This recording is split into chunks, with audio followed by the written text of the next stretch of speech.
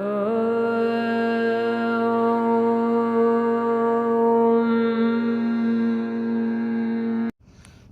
दोस्तों, आज मैं आपको एक अच्छी खबर लेके आया हूँ। और यहाँ पे जो नीट टॉपर शोएब आफ्ताब 2020 के नतीजे आए हुए हैं, उसमें टॉप किए हैं। 720 में से 700 मार्क बनाकर रिकॉर्ड अपने नाम किया है।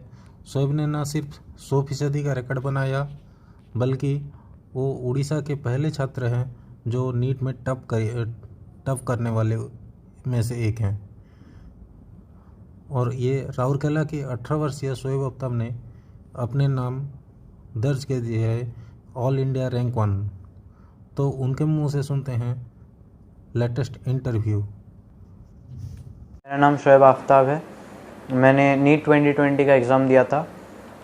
मेरा जो मार्क्स आ रहा है वो 720 है, और इससे जो मेरा रैंक आया है वो AIR 1 है। नीट 2020 का जो पेपर था वो सिंपल था पिछले ईयर्स के कंपैरिजन में। अगर मैं ब्रीफ ओवरव्यू की बात करूँ, नीट जो है मेडिकल कॉलेजेस में एडमिशन का एग्ज़ाम है, और नीट में 180 क्वेश्चंस होते हैं जिनको हमें 3 आवर्स में सॉल्व करना होता है, जिनमें 90 क्वेश्चंस बायोलॉजी के होते हैं और 45 क्वेश्चंस फिज़िक्स और केमिस्ट्री में होते हैं। इसके अलावा नीट का जो पैटर्न है वो पूरे NCERT पे बेस्ड होता है, और जो बाहर के कुछ क्वेश्चंस होते हैं वो काफ़ी कम होते हैं। अगर हम NCERT पढ़े तो उससे ज़्यादातर क्वेश्चंस हमारे सॉल्व हो जाएंगे। मेरे बारे में अगर मैं बोलूँ तो मैं 11th से सीरियस हुआ नीट प्रिपरेशन में। 10th तक जो मेरा होम टाउन है राउरकेला, जो कि उड़ीसा में है, वहाँ पर मैं ICSE बोर्ड में था, और 10th पे जो मेरा परसेंटेज आया था वो 96.8 था। उसके बाद में 11th में कोचिंग सिटी कोटा में आ गया। यहाँ पर मैंने सर्वोदय स्कूल में एडमिशन लिया, और LN जो कोचिंग है वहाँ पे मैंने एडमिशन लिया। इसके अलावा मैंने कुछ और इंस्टीट्यूट के DLP भी लिए, जैसे आकाश का मैंने DLP लिया था, और फिर उसके अलावा मैंने कुछ ऑनलाइन प्लेटफॉर्म्स को भी यूज़ किया था। लेकिन मेनली जो मेरा पढ़ाई का जो मैटर था वो LN से आता था, और LN का ही मैं क्लासरूम स्टूडेंट था, और LN से मैं क्लासेस भी करता था। अगर मैं फ़िज़िक्स की बात करूँ, फ़िज़िक्स का जो मेरा मेन स्ट्रेटेजी था वो ये था कि कॉन्सेप्ट्स को अच्छे से समझना, क्योंकि क्वेश्चंस बहुत अलग अलग टाइप के हो सकते थे। मैंने कोशिश हमेशा ये किया कि सारे टाइप के क्वेश्चंस मेरे कवर हो जाए, लेकिन ये भी था कि अगर कोई नया टाइप का क्वेश्चन आ जाए तो भी मैं उसे फेस कर सकूं। फिज़िक्स में 2 पार्ट होते हैं, थ्योरी होता है और क्वेश्चन वाला पार्ट होता है, न्यूमेरिकल वाला पार्ट होता है। तो जो थ्योरी बेस्ड जो क्वेश्चंस होते हैं वो मेनली NCERT से आते हैं, तो NCERT तो थ्योरी के लिए मस्ट है। इससे अलावा अगर हमें और अच्छे तरीके से थ्योरी को समझना है फिज़िक्स के, तो हम HC वर्मा जो बुक है उससे हम थ्योरी को समझ सकते हैं। लेकिन उसके जो न्यूमेरिकल्स है वो सिर्फ एम्स में आते थे, अब एम्स बंद हो चुका तो उसके न्यूमेरिकल्स करने की कोई ज़रूरत नहीं। और उसके अलावा क्वेश्चन प्रैक्टिस, जो न्यूमेरिकल बेस्ड जो क्वेश्चंस होते हैं उनके लिए मैं यही रिकमेंड करूँगा कि आप प्रीवियस ईयर्स के क्वेश्चंस अच्छे से कर लीजिए। और उसके अलावा जो भी आपका कोचिंग है, चाहे वो LN हो, चाहे आकाश हो या कोई और हो, अब उनके कोचिंग के अच्छे से जो क्वेश्चंस दिए हुए हैं वो सब अच्छे से कर लीजिए। हर एक टॉपिक पे क्वेश्चन करना इम्पॉर्टेंट है, क्योंकि क्वेश्चन अब जैसे जैसे नीट का पेपर इजी होते जा रहा है वैसे क्वेश्चंस कहीं से भी आ सकते हैं। मेनली अब फोकस थ्योरी वाले पार्ट के क्वेश्चंस पे भी शिफ्ट हो रहा है, और मेनली जो 12th की NCERT है फिज़िक्स में वो और ज़्यादा इम्पॉर्टेंट है मेरे हिसाब से। इसलिए मैंने 11th की NCERT को बस रीडिंग जैसा पढ़ा था, और जबकि 12th की NCERT जो बोर्ड में भी हमारे काम आती है, तो इसलिए मैंने उसको अच्छे से याद भी किया था, और जो जो इम्पोर्टेंट पॉइंट्स है उनको मैंने समझा भी। और NCERT के कुछ लाइंस थे जहाँ से डायरेक्ट क्वेश्चंस बन सकते थे, वो सबको मैंने अच्छे से पढ़ा था। उसके बाद जो न्यूमेरिकल बेस्ड क्वेश्चंस होते हैं उनके लिए बहुत प्रैक्टिस ज़रूरी है। फिज़िक्स जो मेरा स्ट्रॉन्ग पार्ट है, इसलिए मैं उस पर ज़्यादा ध्यान नहीं देता था, और सबसे कम टाइम मेरा फिज़िक्स में ही जाता था। और इसके अलावा LN में SRG जो ग्रुप है वहाँ पे एक्स्ट्रा फिज़िक्स के मटेरियल्स मिलते थे जो कि बहुत हाई लेवल के थे, जिससे हम JEE मेंस या JEE एडवांस के क्वेश्चंस भी सॉल्व कर सके, उनको भी मैं कर लेता था। और फिज़िक्स के कुछ चैप्टर्स इम्पॉर्टेंट हैं नीट के पॉइंट ऑफ व्यू से, जैसे थर्मोडाइनमिक्स जिसमें बहुत ज़्यादा वेटेज होता है। कुछ और भी चैप्टर्स है यूएनडी जो छोटे हैं लेकिन उनमें से क्वेश्चंस आने की प्रोबेबिलिटी बहुत ज़्यादा रहती है। यूएनडी है, ऑल्टरनेटिंग करंट है, और भी ऐसे कुछ टॉपिक्स है। और फिज़िक्स में हमेशा ये रहता था कि सारे टॉपिक्स को ही मैं इक्वल वेटेज दूं और जो टॉपिक्स इम्पॉर्टेंट है उनको थोड़ा ज़्यादा बस। और फिर जब मैं केमिस्ट्री की स्ट्रेटेजी की बात करूँगा, केमिस्ट्री में 3 पार्ट्स हैं, फिज़िकल केमिस्ट्री, इनऑर्गेनिक केमिस्ट्री और ऑर्गेनिक केमिस्ट्री। फिज़िकल केमिस्ट्री की अगर मैं बात करूँ तो थ्योरी बेस्ड क्वेश्चंस बहुत रेयरली पूछे जाते हैं और मेनली न्यूमेरिकल बेस्ड क्वेश्चंस पूछे जाते हैं।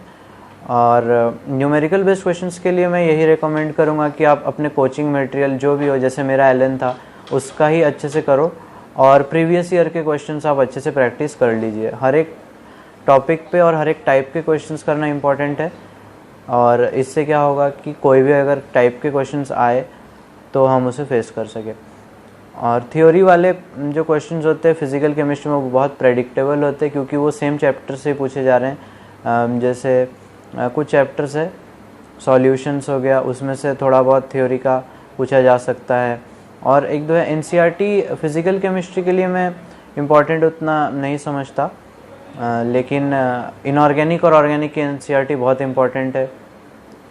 फिज़िकल केमिस्ट्री के लिए एक और बुक आती है नरेंद्र अवस्थी, जो कि मैंने सॉल्व किया था, लेकिन जब एम्स कैंसिल हो गया तो मैंने उसे फिर से सॉल्व नहीं किया। मैंने एक बार सॉल्व करा था और फिर एम्स कैंसिल होने के बाद उतना इम्पॉर्टेंट नहीं है कि आप हाई लेवल के क्वेश्चंस करो। जनरली जो नीट लेवल के क्वेश्चंस होते हैं जो कोचिंग के मॉड्यूल्स में दिए जाते हैं उतना तक ही करना सही है। और जब मैं इनऑर्गेनिक केमिस्ट्री की बात करूँगा तो वहाँ पे थ्योरी बेस्ड क्वेश्चंस ही होते हैं, तो उसके लिए एनसीईआरटी बहुत इंपॉर्टेंट है। हर एक चैप्टर की एनसीईआरटी के अलावा या तो कोचिंग में जो नोट्स दिए जाए वो आप पढ़ लीजिए, या फिर अगर आप सेल्फ स्टडी करते हो तो आप खुद से नोट्स बनाओ, क्योंकि उससे क्या है कि जो थ्योरी बेस्ड जो क्वेश्चंस होते हैं वो इजीली हो जाएंगे। मेनली बार बार रिपीट होते हैं इनऑर्गेनिक के क्वेश्चंस और बहुत आसान भी होते हैं, वो डायरेक्ट एनसीईआरटी के लाइन से क्वेश्चंस आ जाते हैं इनऑर्गेनिक के। तो एनसीईआरटी मेन है इनऑर्गेनिक केमिस्ट्री के लिए। इसके अलावा वीके जायसवाल की एक बुक है, उसको आप कर सकते हैं, लेकिन वो जब एम्स होता था तो उसी पॉइंट तक इम्पॉर्टेंट था। इनऑर्गेनिक के लिए मैं एनसीईआरटी रिकमेंड करूँगा। ऑर्गेनिक के लिए ये कि जो ऑर्गेनिक में जो कुछ जितने भी चैप्टर्स है, जितने ऑर्गेनिक कंपाउंड्स के यूजेस वाले पार्ट्स है, उनको आप अच्छे से याद कर लो। और फिर कुछ पार्ट्स है जैसे पेपर क्रोमेटोग्राफी वाला सेक्शन है, qualitative and quantitative analysis of compounds वो वाला सेक्शन है। फिर जितने कुछ थ्योरेटिकल चैप्टर्स भी ऑर्गेनिक में, जैसे कि एनवायरमेंटल केमिस्ट्री है, एनवायरमेंटल केमिस्ट्री के अलावा biomolecules, chemistry in everyday life, ये सब जो चैप्टर्स होते हैं ये सब चैप्टर्स थ्योरेटिकल है। पॉलीमर्स है, ये सबको हमें अच्छे से याद कर लेना है। इनफैक्ट आपको हर एक एनसीईआरटी की लाइन से याद हो तो और बेटर है, क्योंकि नीट में ऑलमोस्ट एनसीईआरटी की लाइन से ही पूछे जाते हैं क्वेश्चंस। और बाकी जो चैप्टर्स है जिनमें रिएक्शंस होते हैं उनमें रिएक्शंस की मैकेनिज्म पता होना चाहिए, क्योंकि कहीं भी इंटरमीडिएट्स, उनके जो इंटरमीडिएट्स होते हैं वो इम्पोर्टेंट है। मैकेनिज्म याद हो ज़रूरी नहीं है, बस पता होना चाहिए। और जो नेम रिएक्शंस है उनको अच्छे से पढ़ना होता है। और ऑर्गेनिक में बस इतना ही। इसके अलावा एमएस चौहान बोल के एक बुक है, उसको भी आप कर सकते हैं, लेकिन वो उतना इम्पोर्टेंट नहीं है। जब एम्स था वो ज़्यादा इम्पोर्टेंट था वो करना। और फिर हम बायो पे आते हैं। बायोलॉजी जो है मेरा थोड़ा वीक था, तो इसलिए ज़्यादातर टाइम मेरा बायोलॉजी में ही जाता था। बायोलॉजी में थियोरेटिकल बेस्ड होते हैं सारे ही, न्यूमेरिकल कुछ होता नहीं है उसमें, तो इसलिए बायोलॉजी में हमें सारा याद करना पड़ेगा। और उस पर मैं मेनली एनसीईआरटी पे फोकस करता था। जब एम्स था तो मैंने कोचिंग के मॉड्यूल्स भी किए थे, और उसके अलावा जो जो टॉपिक्स मेरे वीक थे उस पर मैंने और कुछ भी बुक्स पढ़े, जैसे ट्रूमैन वगैरह। लेकिन ये तब तक ही था जब एम्स था। जैसे ही एम्स कैंसिल हुआ तब से मैंने ये सारे बंद किए और फिर मैंने एनसीईआरटी पे फोकस किया। एनसीईआरटी के हर एक लाइन को अच्छे से याद करना ज़रूरी है। ऑलमोस्ट जो हर एक लाइन से अगर कोई क्वेश्चन एग्जैक्ट लाइन से पूछा जाए तो आपको एग्जैक्ट याद आना चाहिए कि हाँ इस लाइन पे ये लिखा था, क्योंकि उससे क्या होता है कि क्वेश्चन सही होने के चांसेस बहुत ज़्यादा हो जाते हैं। और एनसीईआरटी को अच्छे से पढ़ लेना है, बायो में बहुत इंपॉर्टेंट है, और उनके मीनिंग को भी समझना है। इस काम के लिए आप कोचिंग मॉड्यूल्स को यूज़ कर सकते हो कि एनसीईआरटी में जो लाइंस लिखे हैं उसके आप मीनिंग को एग्जैक्ट अच्छी तरीके से समझो, उसके बारे में और थोड़ा पढ़ो।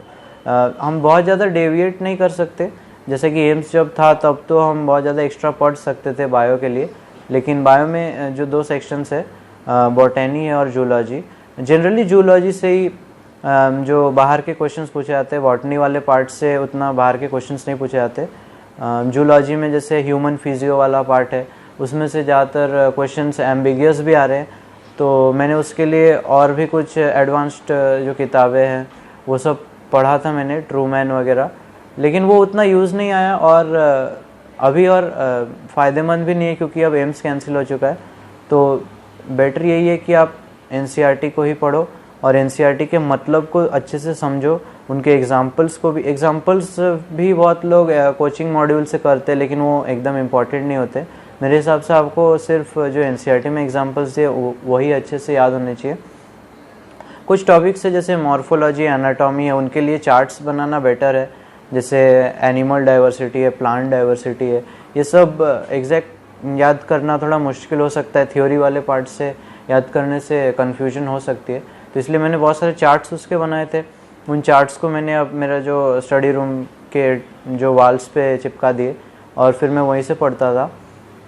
पीरियोडिक टेबल भी मैंने चिपकाया था, जैसा कि इस साल क्वेश्चन भी आया था एक पीरियोडिक टेबल पे जो कि नेम्स पे बेस्ड था, और 7th पीरियड के नेम्स जो कि जनरली पढ़ाए नहीं जाते, लेकिन वहाँ से क्वेश्चन आया था, तो वो पीरियोडिक टेबल था मेरे घर के वाल्स पे, तो इसलिए वो सही हुआ।